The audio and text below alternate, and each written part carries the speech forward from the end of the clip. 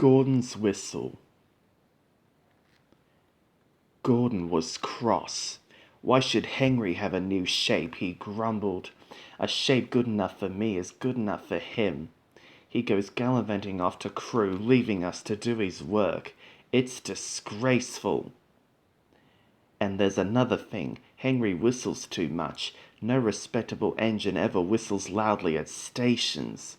It isn't wrong, said Gordon, but we just don't do it. Poor Henry didn't feel happy any more. Never mind, whispered Percy. I am glad you are home again. I like your whistling. Goodbye, Henry, called Gordon next morning as he left the shed.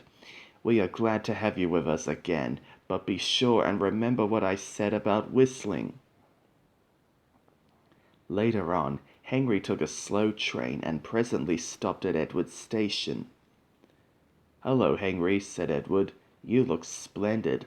I was pleased to hear your happy whistle yesterday." "Thank you, Edward," smiled Henry. "Shh, shh. Can you hear something?" Edward listened. Far away, but getting louder and louder, was the sound of an engine's whistle. "It sounds like Gordon," said Edward, "and it ought to be Gordon. But Gordon never whistles like that." It was Gordon. He came rushing down the hill at a tremendous rate. He didn't look at Henry, and he didn't look at Edward. He was purple in the boiler and whistling fit to burst. He screamed through the station and disappeared. "Well," said Edward, looking at Henry. "It isn't wrong," chuckled Henry, "but we just don't do it." And he told Edward what Gordon had said. Meanwhile, Gordon screeched along the line. People came out of their houses. Air raid sirens started. 5 fire brigades got ready to go out. Horses upset their carts, and old ladies dropped their parcels. At a big station, the noise was awful. Porters and passengers held their ears. The fat controller held his ears too. He gave a lot of orders, but no one could hear them, and Gordon went on whistling. At last he clambered into Gordon's cab.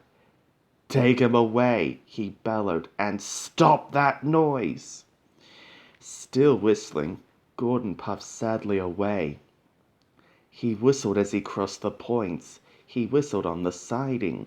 He was still whistling as the last deafened passenger left the station. Then 2 fitters climbed up and knocked his whistle valve into place, and there was silence. Gordon slunk into the shed. He was glad it was empty. The others came in later. "It isn't wrong," murmured Henry to no one in particular, "but we just don't do it. No one mentioned whistles."